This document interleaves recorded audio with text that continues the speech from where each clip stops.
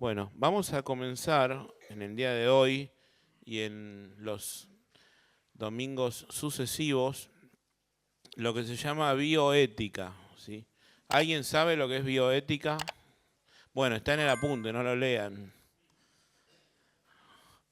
Bueno, la bioética, como bien dice ahí, es una disciplina que estudia los problemas éticos y morales que surgen en las ciencias de la vida y la atención sanitaria.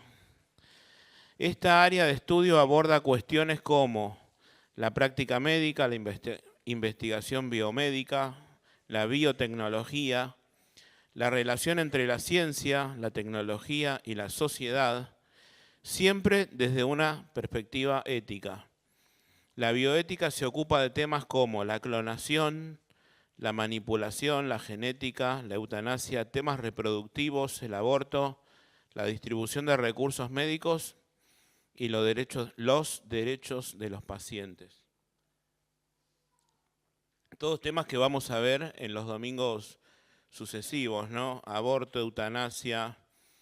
Y con esto de la bioética y con el avance de la tecnología, se suscitan estas cuestiones éticas. Esto no va a ser una clase médica, y lejos está de serlo, sino una clase de ética. Y con estos avances de la tecnología, más precisamente lo que vamos a ver hoy es la anticoncepción, y los avances que hubo respecto a eso, surgen muchos dilemas éticos. ¿Está bien tomar anticonceptivos o tomar alguna medida, porque no precisamente es ingiriendo una píldora? Vamos a ver muchos métodos anticonceptivos. Bueno, ¿está bien hacerlo? ¿Está mal hacerlo? ¿Está dentro del plan de Dios? Entonces, esta bioética pienso que comienza en este punto de la anticoncepción y van a suscitarse todos los domingos siguientes más en profundidad.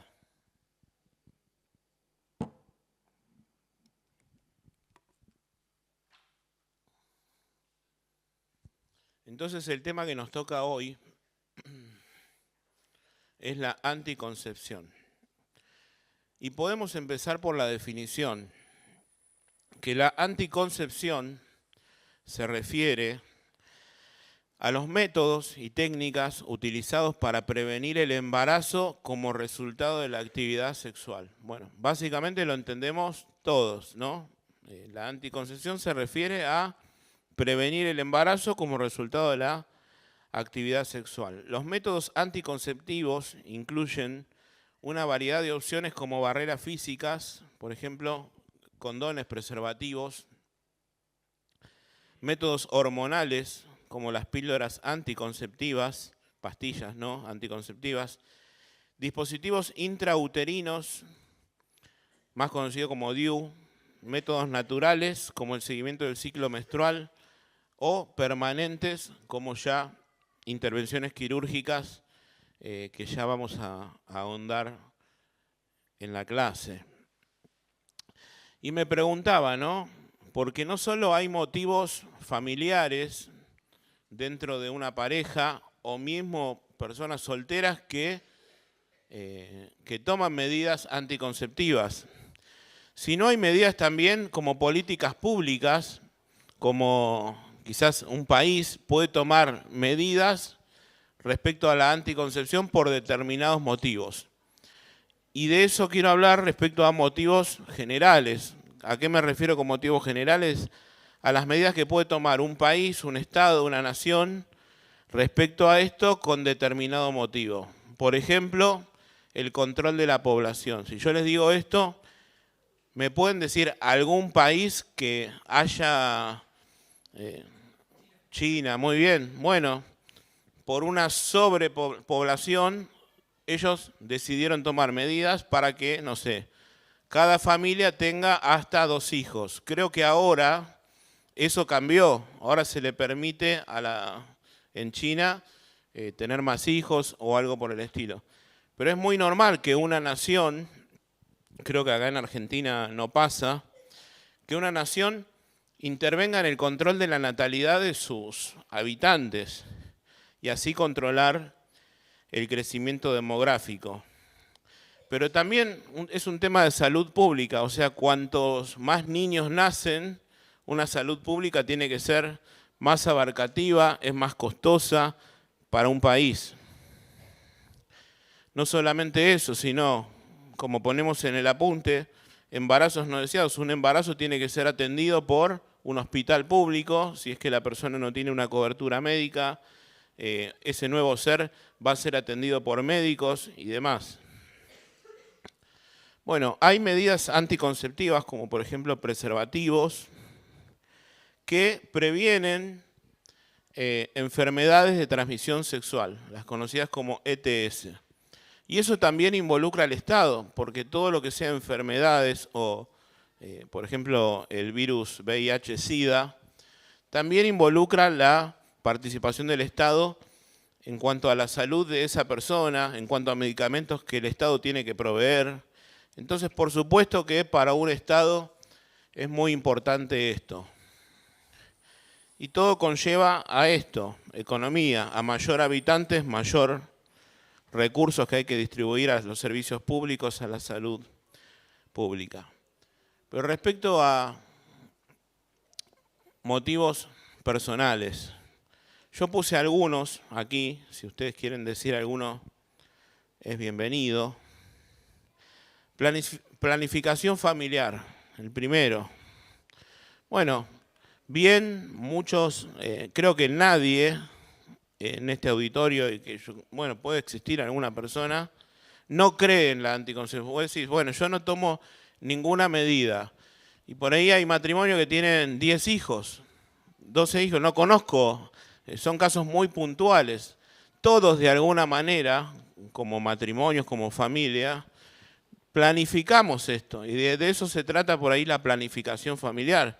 Nadie dice, bueno, yo tengo los hijos que tenga, no nos cuidamos con mi esposa, con mi esposo, y que vengan los hijos que Dios quiere. Creo que sería hasta inconsciente de nuestro lado eso. Y existe, consciente o inconscientemente, una planificación familiar. Y para eso se utilizan medidas anticonceptivas. Salud materna. Bueno, hay mujeres que al quedarse embarazadas sufren embarazos de riesgo. O hay médicos que cuando la madre tiene determinada cantidad de hijos o ha sufrido algún proceso en su salud con motivo de los embarazos o tiene alguna otra enfermedad quizás mucho más complicada, el médico mismo recomienda, bueno, trata de no tener más hijos. Bueno, y para eso se emplea una medida anticonceptiva permanente o temporal. También involucra, así como es una política de Estado, cuantos más hijos tenemos, por supuesto que va a demandar una mayor administración de la economía. Hay mujeres que deciden no tener hijos o postergar esto para terminar su carrera o para desarrollarse profesionalmente. Después entramos en el debate ético, si está bien o está mal. ¿Cuánto tengo que esperar para tener un hijo? Todas cosas que podemos ir pensando mientras consideramos estas cosas. También como Dios, y hablando de la ética cristiana, que esta es una clase de ética cristiana, nos dio la sexualidad, como vimos hace unos domingos atrás, para disfrutarla. ¿Sí? Y esto permite también que vos puedas disfrutar con tu esposo, con tu esposa, de una sexualidad plena sin la constante preocupación de embarazos no deseados. ¿Algún motivo más que se les ocurra tanto a nivel general como personal? Así me dejan tomar un mate. Bueno, estamos callados. ¿Se va entendiendo? No es tan complicado. Historia de la anticoncepción. Bueno, acá no puedo hacerles preguntas desde cuándo creen que se emplean métodos anticonceptivos porque lo tienen en el apunte.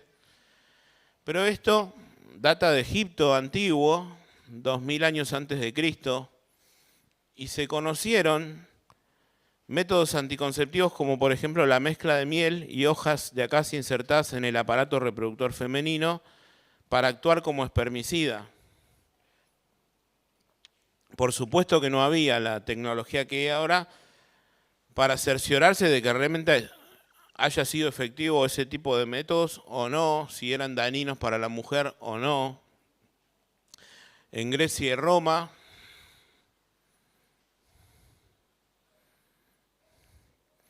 se usaban aceites y extractos de plantas como el silfio, una planta que, bueno, pueden googlearla, es bastante extraña, y que se decía que tenía propiedades anticonceptivas.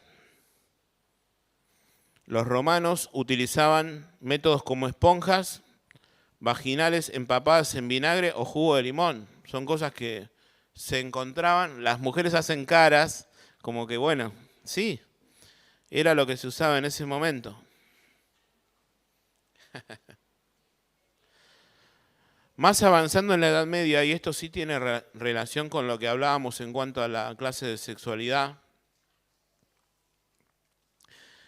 que la Iglesia Católica le consideraba el acto sexual como placer, lo consideraba pecado y instaba a la gente con la cual ellos, a los afiliados a la Iglesia, ahora no me sale la palabra, a simplemente utilizar el sexo con fines reproductivos. Y todo lo que conllevaba externo a eso era pecado. Por eso es que consideraban la anticoncepción también como pecado. Lo veían como algo negativo. Y aún así, a pesar de eso, algunas prácticas de ese momento persistieron, como hierbas y pociones. Llegando al siglo XIX y XX, aparecieron métodos modernos para ese tiempo. Por ejemplo, en el siglo XIX se inventaron los primeros condones, esto yo no lo sabía, que se hacían con intestinos de animal. ¿Alguno sabía eso? Creo que yo soy el único que no lo sabía, porque le pregunté a mi esposa, sí, yo sabía. Principios del siglo XX, diafragma y el capuchón cervical se desarrollaron como métodos de barrera más confiables. Y en 1960 apareció la pastilla anticonceptiva que revolucionó la planificación familiar ofreciendo una opción eficaz y controlada por las mujeres, que también tuvo sus problemas, ahora lo vamos a ver, y que, a ver si recuerdan la clase de sexualidad que tuvimos, ¿qué había ocurrido en 1960? ¿O cómo se llamó esa década? No, la revolución sexual. Y qué casualidad también, ¿no? Que con esa llamada revolución sexual aparecieron las pastillas anticonceptivas y la gente empezó a quitarse ese tabú del sexo, empezaron lo que es las enfermedades de transmisión sexual y mucho más, como dijimos en la otra clase, se derogaron leyes que condenaban a la comunidad gay, entre otras cosas. Fue la llamada revolución sexual, que también involucró la aparición de la pastilla anticonceptiva. Bueno, métodos anticonceptivos y su funcionamiento. Acá lo vamos a ver de manera muy simple. Si está, creo que Alexander, si querés aportar algo a lo que yo vaya a decir, que no voy a decir prácticamente nada del funcionamiento, simplemente lo básico. En primer lugar, métodos naturales. Lo hablábamos a esto cuando decíamos que todos de alguna manera empleamos naturalmente o medicinalmente métodos anticonceptivos. Bueno, el primero es el método natural. ¿Y en qué consiste? En observar el ciclo menstrual de la mujer y en quizás no tener relaciones sexuales en los periodos en que la mujer es fértil y en la que la mujer puede quedar embarazada. Bueno, muchas personas emplean este método. ¿Y qué es lo que se requiere? Bueno, se requiere que la mujer sea ultra regular porque un día más, un día menos puede fallar y ocurre el resultado, por supuesto, no deseado. Eso se entiende fácilmente, ¿no? ¿Cuál es el riesgo? Bueno, hay una alta tasa de fracaso, más que nada porque uno no sabe lo que pasa dentro del cuerpo humano, solo lo sabe Dios y requiere no solo una abstinencia en los días de fertilidad de la mujer, sino que la mujer sea regular casi a la perfección. Bueno, después hay otros métodos, ahí los tienen, pero vamos a saltarlos, lo que es método de temperatura basal, que la temperatura basal sube cuando, por ejemplo, la mujer está en el periodo de ovulación. Método de Billings o moco cervical. Vamos a saltarlos, lo tienen en el apunte, lo pueden googlear.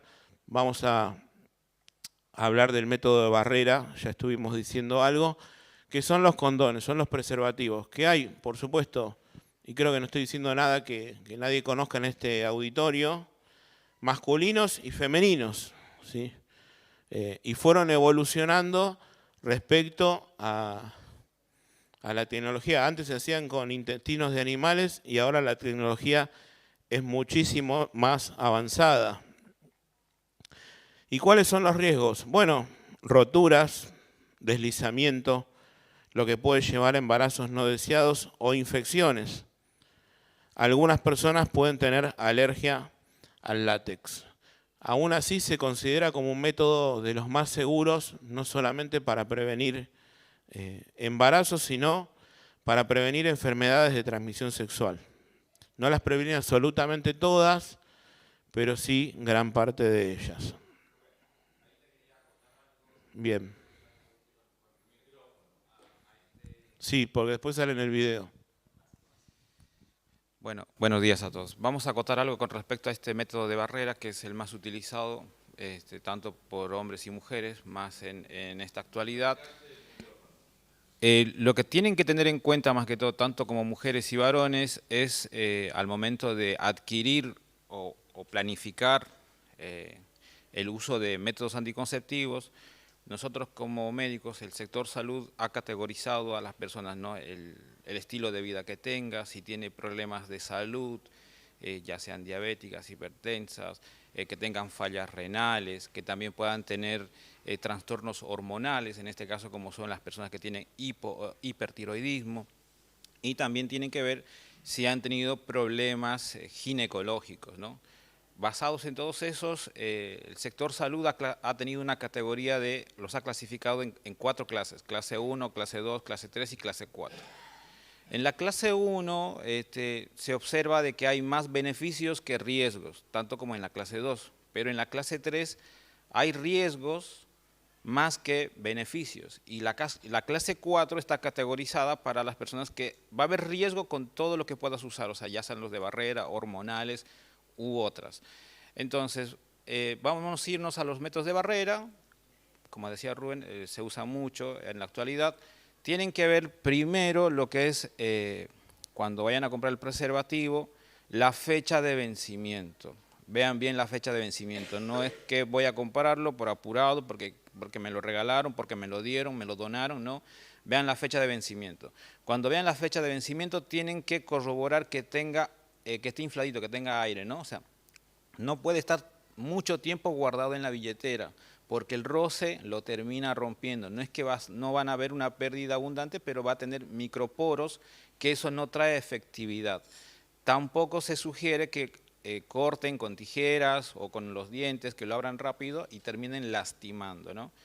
Ya cuando tengan el preservativo, antes de colocárselo, tienen que sacarle el aire de la punta, ya para los hombres en este caso.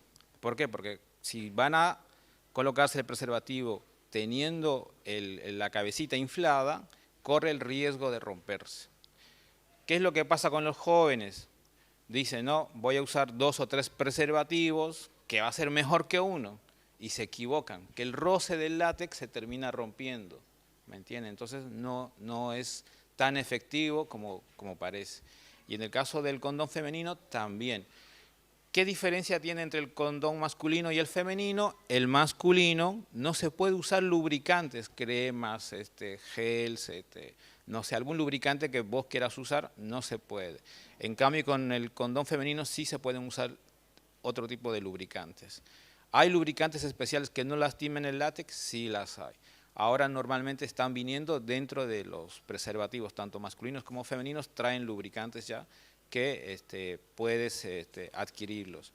Y algo que la verdad no lo sabía hasta hace, cuando Rubén me invitó hace una semana a poder participar de esta charla, que es el único país, Argentina, dentro de otros tantos, que garantiza que todas las personas puedan tener accesibilidad gratuita. Hay una ley, ¿ve?, que está plasmado en el Ministerio de Salud, pero eso se los van a dar en hospitales públicos.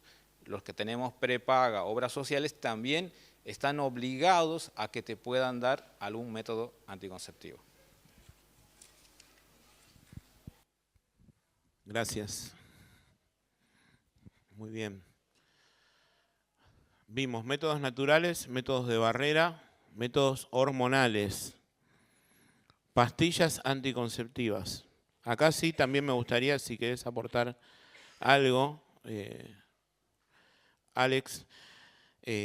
Bueno, contienen estrógeno y progestina, o a veces son solo de progestina, que inhiben la ovulación. O sea, impiden la ovulación en la mujer, o hacen más espeso el moco cervical, que es lo que impide que el óvulo y el espermatozoide se trasladen al lugar donde son fecundados, y adelgazan el endometrio. Hay que tomarlas diariamente. Acá hay un dilema ético que también entre los doctores no se ponen de acuerdo. Dependiendo qué pastilla sea y la medicación que contiene, es lo que impide la ovulación, o sea, nunca es fecundado ese esperma y ese óvulo, por ende no hay concepción en determinados casos, y en otro tipo de pastillas sí ocurre lo que llamamos la concepción, o sea, el inicio de la vida, pero ese ser no puede ir a las vías donde tiene que ir para alojarse y provocar el embarazo, lo cual podría tener caracteres abortivos dependiendo qué pastilla sea. Aquellos que, si querés explicarlo mejor, aquellos que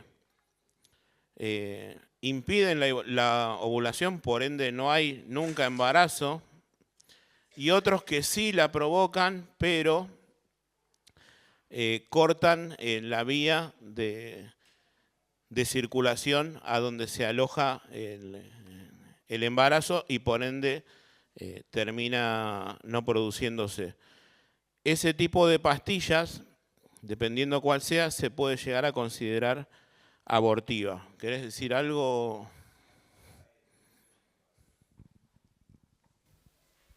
Bueno, algo importante que estaba mencionando Rubens era uno de los métodos, el método de calendario, ¿no?, con respecto a lo que es el ciclo menstrual. Para nosotros, en el sector salud, sí estamos viendo cómo funciona el ciclo menstrual.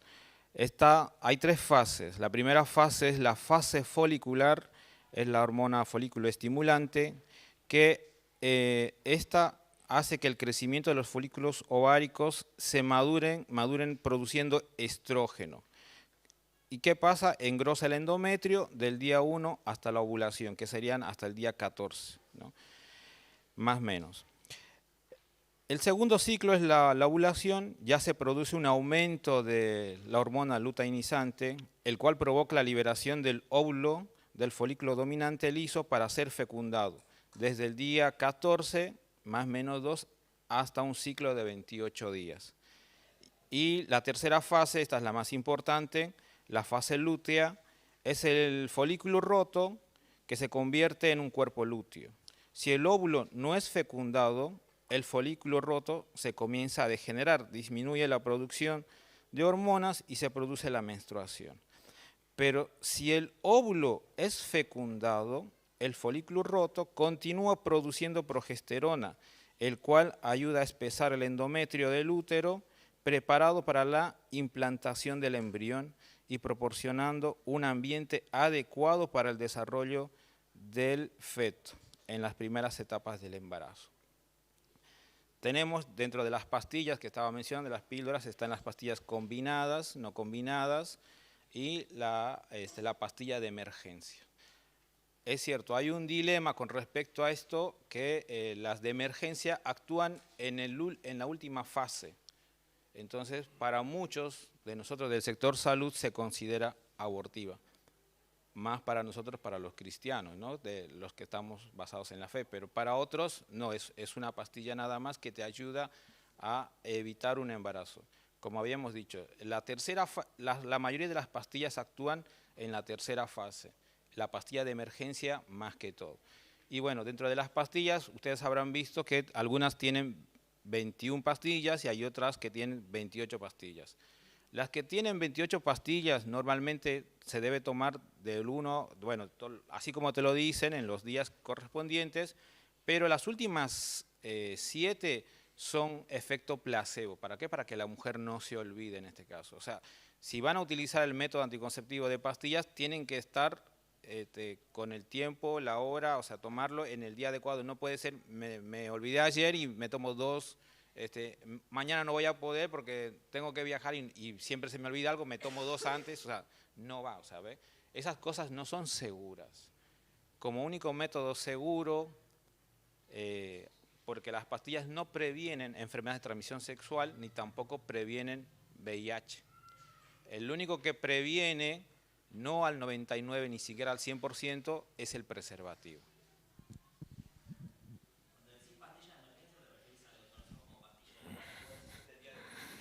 Bueno.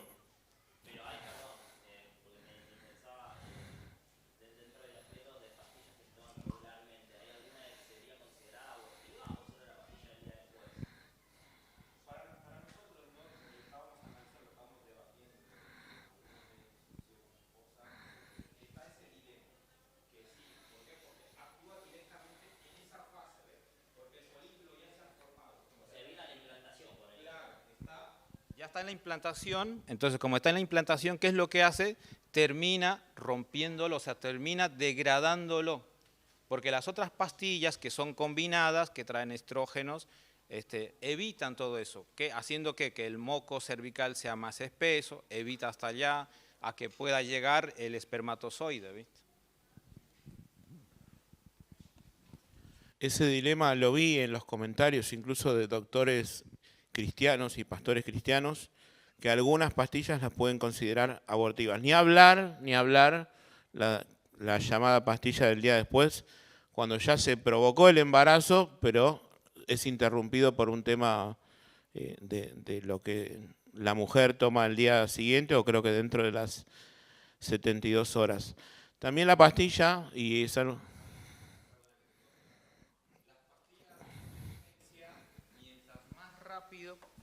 Las pastillas de emergencia del día después, como dicen, del día después, no es en nuestro caso porque nosotros no vamos a tener un acto sexual espontáneo que se nos cruzó, nos vimos, nos conocimos y terminamos con el acto sexual, no. Los jóvenes que no están en la fe, que no conocen a nuestro Señor, entonces, bueno, están en las personas del mundo en sí. Entonces ellos piensan que tomándose la pastilla del día después solucionaron el problema. No es así. El beneficio de la pastilla del día después son antes de las 12 horas, está estimado, ¿no? Inclusive ha habido gente que se ha tomado 2, 3 horas después y ha terminado con embarazo. Ha habido gente. La literatura dice que hasta los 5 días lo puedes tomar, pero es recomendable hacerlo antes de las 12 horas.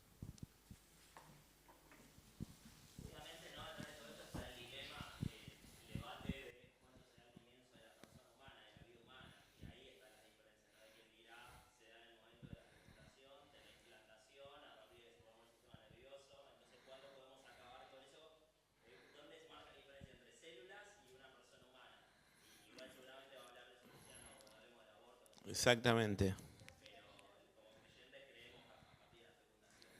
Exactamente. También algo que yo ya sabía por mi esposa y demás, que la pastilla anticonceptiva también provoca beneficios cuando hay desarreglos hormonales. Muchas veces, no sé, por temas de acné en las jóvenes o adolescentes, les recetan pastillas anticonceptivas para regular todo ese tipo de cosas y lo que son desarreglos hormonales. Pero también tiene sus riesgos, que tienen en el apunte. Puede aumentar el riesgo de coágulos sanguíneos, ataques cardíacos, que eso al principio, cuando salió en 1960, había muchísimo más riesgos de ataques cardíacos y después se fue regulando bajando las dosis que venían en cada pastilla. Ataques cardíacos, accidentes cerebrovasculares, especialmente en fumadoras mayores de 35 años. Otros efectos secundarios incluyen náuseas, aumentos de peso, cambios de humor y sangrado intermenstrual. Después hay otros métodos como parches anticonceptivos que liberan hormonas en el cuerpo de la mujer, anillo vaginal, inyecciones anticonceptivas. Bueno, lo pueden leer también e investigar cada uno en su casa. Bueno, dispositivos intrauterinos. Acá también hubo un avance de cuando salió inicialmente y que fue mejorando, digamos, antes era creo que metálico, no el de cobre que se conoce ahora, provocaba infecciones y demás, después salió de plástico y ahora se usa el DIU de cobre. ¿Qué hace? Libera progestina para espesar el moco cervical y adelgazar el endometrio, tiene una eficacia de 3 a 5 años. ¿Querés comentar algo, Alex? Con respecto a este método anticonceptivo que es el DIU, el té de cobre, muchas personas lo están utilizando, más los adolescentes, pero en la práctica no te lo van a decir todos. Lo que hemos visto en el sector salud nosotros son que las personas a veces se olvidan de estar con el DIU, en el caso de las mujeres, y se dejan más de 5 o 6 años y termina enquistándose, envolviéndose. El cuerpo ya lo reconoce y lo termina envolviendo. Y en algunos casos terminan con tumores y ya cuando se los sacan ocasiona un daño a la mujer. Hay muchas personas que han querido tener la reversibilidad, o sea, se implantan el DIU y dicen de tal fecha a tal fecha, o estos son los años que voy a estudiar y después trato de buscar familia. Y no han podido tener embarazos. ¿Ve? Entonces, no es un método seguro. Tampoco previene el VIH ni la enfermedad de transmisión sexual. Sí. Porque tengo entendido que los más viejos generaban como, más que nada, toman evitando la implantación, puede ser, y los más nuevos que liberan hormonas, tienen más que ver con evitar la fecundación, o estoy equivocado. No, sí, mira, está el té de cobre que evita la formación de hormonas, exactamente, y si evita la formación de hormonas, también causa cambios en el útero de la mujer, que se engrosa, el moco se vuelve más espeso del cuello cervical, entonces con esto evita que el espermatozoide pueda llegar. ¿Viste? La fecundación como tal.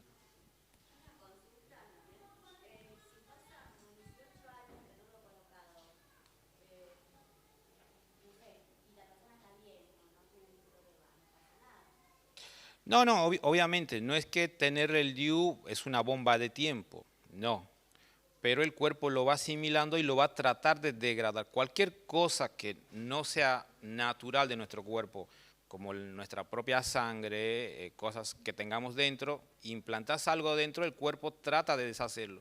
Y cuando trata de deshacerlo, hay muchas células que van y rodean, tratan de rodearlo hasta que quieran destrozarlo, pero como no lo pueden, terminan formando como una capa, ¿me entendés? Obviamente es necesario poder sacárselo porque en muchos casos han terminado con roturas, ¿viste? Cosas así.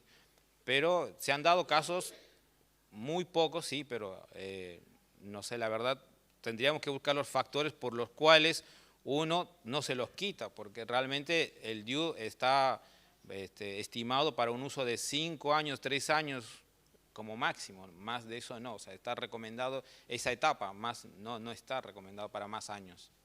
Si a los 18 años se lo quiere sacar, ¿puede conllevar algún problema? Pienso que no, dependiendo de cada persona y el tema de salud que tenga, ¿viste? pero hay muchas mujeres que no quieren tener el DIU. Esto también es a manera del tema de salud, que con respecto al tener el acto sexual, porque ustedes saben que cuando uno implanta el DIU queda un cordón, o sea, queda un hilito que está fuera del cuello cervical. Entonces, al contacto sexual incomoda a la pareja, ¿no? Es lo que se dice. Y por eso que muchas mujeres no quieren utilizar un DIU.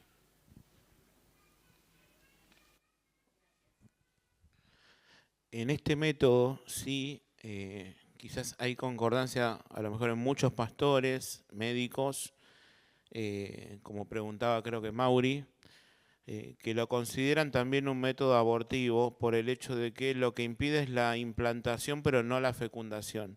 De ahí es que algunos DIU son hormonales y sí actúan como contra los espermatozoides o liberan iones, como dice el apunte, que son tóxicos para los espermatozoides. Pero sí muchos, lo que se llama pastores médicos, lo consideran como métodos abortivos porque manifiestan que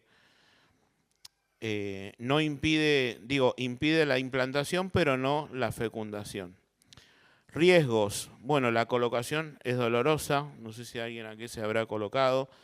Puede causar menstruaciones más abundantes y dolorosas, calambres, riesgos de infección después de la inserción, desplazamiento del dispositivo y perforación uterina en casos raros.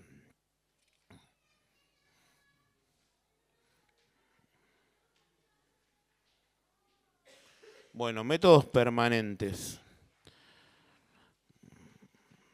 Más que nada es en cuanto a lo masculino y a lo femenino. ¿Sí? En cuanto a lo masculino, lo que comúnmente se conoce como vasectomía, es un procedimiento quirúrgico que corta y sella los conductos deferentes, considerando permanente, aunque en algunos casos puede ser reversible. Algunos que practican esa operación, creo que antes de determinados años podés volver a revertirlo y pasado ese plazo ya queda como permanente. Hablando siempre de la vasectomía. Riesgos, infección, hematomas, dolor crónico y rara vez fallo en la esterilización, aunque es reversible en algunos casos, la reversión no siempre es exitosa. También, dato curioso, lo que dicen los médicos es que cuando alguien se practica la vasectomía, tiene que también emplear otro método anticonceptivo después de practicárselo y durante los 6 meses, porque existe riesgo de que también la mujer pueda quedar embarazada. Se hace más efectivo posterior a los 6 meses. Esterilización femenina, lo más conocido como ligadura de trompas, es un procedimiento quirúrgico que corta y sella las trompas de falopio, también considerado permanente, aunque existen técnicas de reversión. Entre los diferentes métodos anticonceptivos existentes, la ligadura de trompas o incluso tubárica bilateral es un método definitivo y muy eficaz. Mediante una intervención quirúrgica, ambas trompas de falopio quedan obstruidas de forma que el óvulo y el espermatozoide no pueden encontrarse y se impide el embarazo. Hay algunas mujeres que han practicado esto y también surge el dilema ético, ¿no? Más allá de poder existir una razón médica por la cual la mujer debe hacerlo, porque si no corre riesgos ante otros futuros embarazos, riesgo de su vida, de su integridad física. El dilema ético es, bueno, yo haciéndome esto ya voy a impedir de manera prácticamente total el quedar embarazada. ¿Está dentro del plan de Dios eso? Yo estoy decidiendo algo y Dios ha decidido lo mismo. Son los dilemas éticos que podemos llegar a plantearnos en este tipo de prácticas, en las cuales quizás son realmente permanentes. Y conozco por ejemplo una pareja que la mujer se ha practicado eso, por algún motivo estuvo con otra pareja que quería tener hijos con ella y no podía, y ya no se podía. Entonces son decisiones en el ámbito cristiano, por supuesto, que deben tomarse en total acuerdo con tu esposa, con tu esposo, pero también con la guía de Dios. Porque no sabes cuáles son los planes de Dios para tu vida, para la vida de tu familia.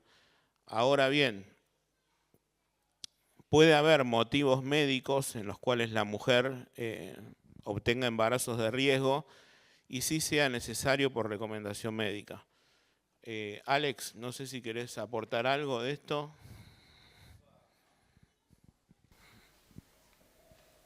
Con respecto a la vasectomía, en el caso de los varones, hay que tener en cuenta, no es que por decir, hoy voy a hacerme la vasectomía y me dan un reposo físico, normalmente son 3 o 4 días, ¿no?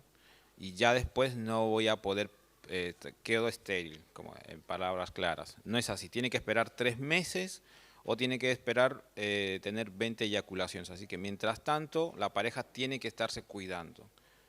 ¿Me entienden? No es que hoy voy, me cortan, me ligan y quedo libre para poder tener hijos. O sea, tranquilamente puedo tener el libre paso para la vida sexual. No es así. Y también, bueno, ya lo hemos dicho muchas veces, no previene enfermedades de transmisión sexual. Más que todo VIH y el SIDA, ¿no? Que se ven más en jóvenes, el papiloma de virus humano también.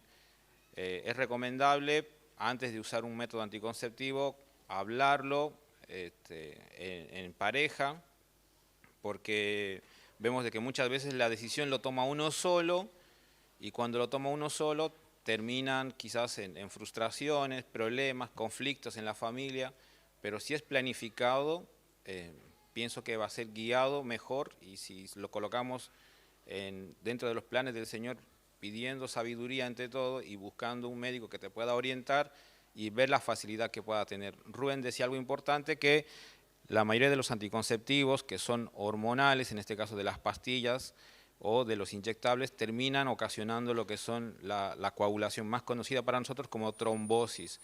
Hay personas jóvenes, yo conozco casos textuales de compañeros que sus esposas han estado tomando pastillas durante muchos años y han terminado con una trombosis venosa periférica y han terminado con un tromboembolismo pulmonar. Terminan en terapia intensiva, ventilados durante mucho tiempo, y es un riesgo, ¿ve? No es tomar por tomar nada más, o sea, hay que tener una planificación, hay que ser guiados y bueno, para tener el inicio de tener lo que son las relaciones sexuales, primero para nosotros como cristianos tenemos que estar casados, o sea, no podemos estar ilegalmente, ¿no?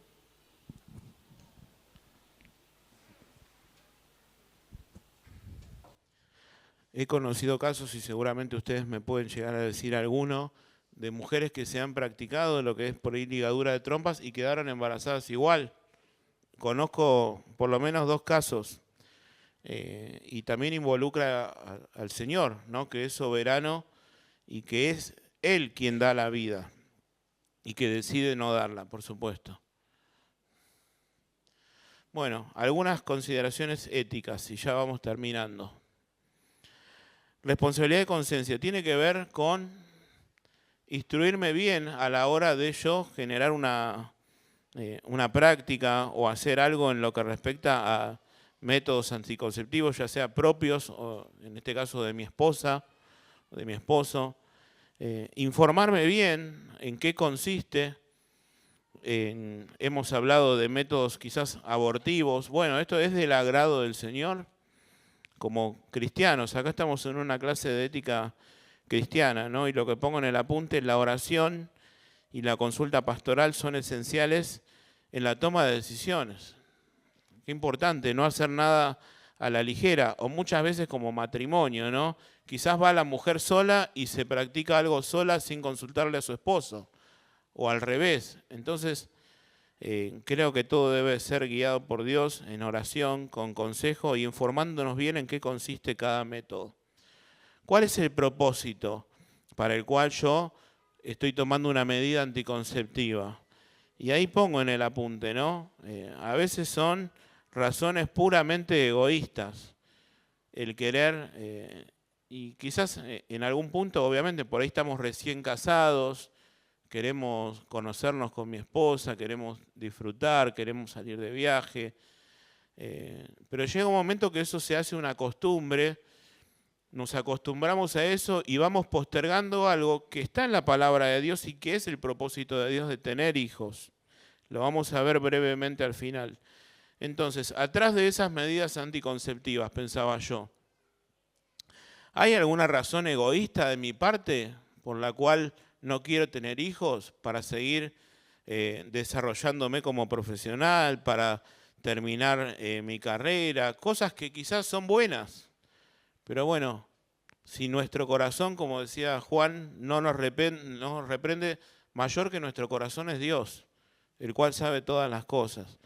Entonces, veamos cuál es la motivación. Dice la palabra de Dios que Él juzgará nuestras intenciones del corazón. ¿Por qué motivo hacemos lo que hacemos? Y tenemos que tener una apertura a la vida, siempre hablando del marco matrimonial, ¿no? No temerle a eso porque está dentro del plan de Dios. Amor y respeto mutuo. Las decisiones sobre la anticoncepción deben ser tomadas conjuntamente por la pareja, en este caso por el matrimonio, en un espíritu de amor y respeto mutuo. ¿Qué quiere mi esposa? ¿Qué quiere mi esposo? A veces se producen esos dilemas de mi esposa quiere tener hijos, yo todavía no quiero. Y bueno, está la oración, está el ponernos de acuerdo, está el consejo pastoral para resolver estas cosas. Preguntas éticas, creo que esto es lo último, a ver. Sí. ¿Hasta qué punto es moralmente aceptable intervenir en el proceso natural de la procreación? ¿No?